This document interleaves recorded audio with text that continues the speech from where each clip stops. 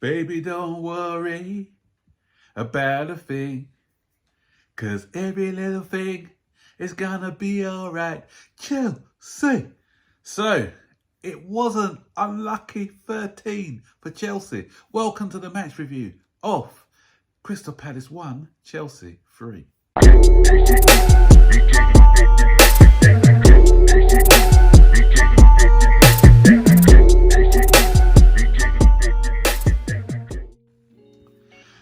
So it's 13 out of 13 wins. Out of 13 wins in the last 13 matches against Crystal Palace. And it nearly was stopped at number 13 because watching that first half, I thought we had no chance. We were shocking. We were awful. And I mentioned in my match preview earlier that what Chelsea are we going to be seeing? Are we going to be seeing Dr. Jekyll or Mr. Hyde? In that first half, we definitely saw Mr. Hyde. But the second half, we turned into Dr. Jekyll. This was epitomised what we are about this season. Inconsistency. That first half was the worst half of football, I think. I see that, we say that all the time, but this was actually the worst half of football I've seen. This was slow, lethargic. We just had no impetus. We didn't want to attack. It's just like we were happy to be knocking the ball around our back line, sideways and backwards, sideways and backwards, going nowhere. And Palace, the team who were low in confidence, they sort of took advantage of our lacklustre play. And they grew into the game. They thought, you know what, Chelsea are here for the taking.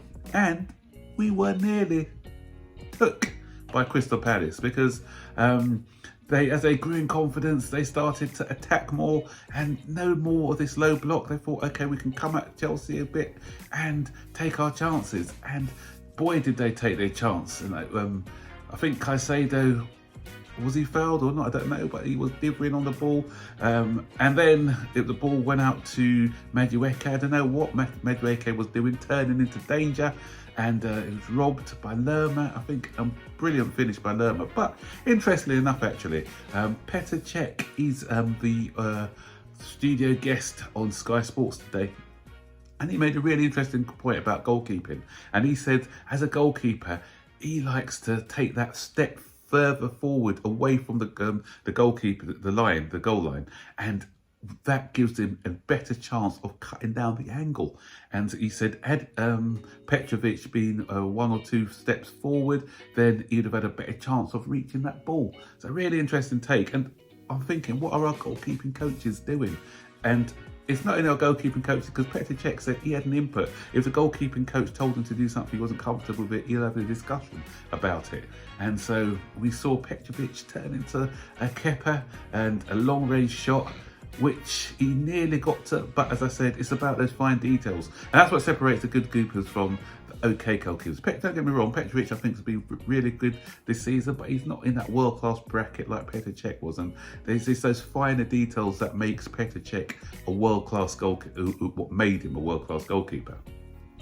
So anyway, the highlight of my second half was the delay, actually. I made a joke saying that, well, I've seen more action with the referee, Oliver, having to change his communications system because there was something wrong with it. But I didn't know whether the game had started or not. Such was the lethargic way that we were playing. You know, the game could have been going on for as far as I'm concerned, and it wouldn't have made any difference because we weren't doing anything. But I think when they changed the batteries in that in his microphone device, I think somebody must have come and changed the batteries from the Chelsea players and put some new Duracell batteries in, because we came out a different side in that second half. We came out with a bit more purpose. And Conor Gallagher, a guy who lots of people like to get on the back of because of his technique and everything else. You know, this year he's been decent. He's been, I'll say he's not, for me, he's still not the finished article when it comes to creativity. And one of the things what he was lacking this season was the goals. But like the bus hadn't scored for all season, and 3 coming along at once. First of all, he scores against Aston Villa, and then he scores today. Mal Augusto's probably was a brighter spark in that first half. Good cross, and it was a decent finish because Gallagher still had a lot to do. The ball was slightly behind him, and he had to control that ball. He controlled it well, kept it under the bar, into the goal. And I thought, when we scored that goal, I said, you know what? I think we're going to press on from here. But we didn't really. We were huffing and puffing a lot, and most of the play was coming down the right-hand side where Gusto, I said, was lively. But we weren't really getting anyone into the box, and the balls were one of those, some of those nearly balls, or not quite enough weight, or a little bit too much weight on the ball. And I was sort of gearing up for a 1-1 draw. But in the end, we showed our class. As I say, class.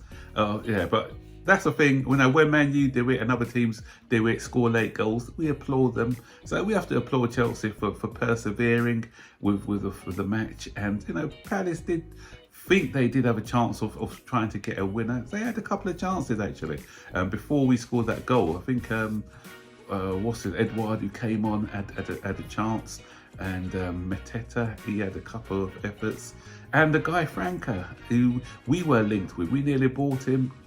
He's still young, 19. First half, he was giving the ball away a lot. I thought in the second half, he showed a lot of promise, and he was giving us a bit of problems running at our defensive line. And he had a shot which was well saved by Petrovic. So yeah, they did have chances. So it was a bit more open in the second half. Palace weren't playing so much of a low block. They thought, as I said, they had a chance to beat us. So they were trying to attack us a bit more in that second half. But as I said, we again, a bit of class by Cole Palmer. And it was a great ball that he played.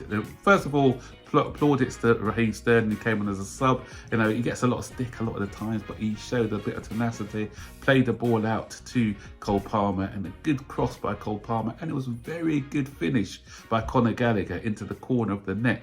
So he scores his second goal. He was on loan to Palace. Was it a subdued celebration? Nah, no. No way, because it meant a lot to him, and obviously he's a Chelsea boy through and through, so pleased for him to score that goal. And then, as Palace were pushing for that equaliser, again, another breakaway. Cole Palmer, the man again. Great ball to Enzo Fernandez, and I love the finish. It was lots of composure. He put the Palace defender on his backside. Was it Anderson? I can't remember which Palace defender it was. And I like the way he just delayed, hesitated, saw the little angle, and just curled it into the top corner and from close range to make it 3-1.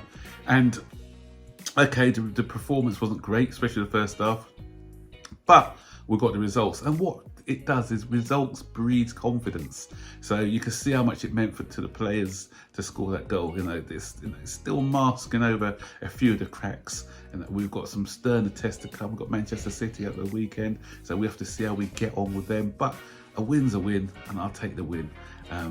And although, as I said, there's still some things that need to be sorted out, but that's 3 points, and we're back to 10th, a point behind Brighton.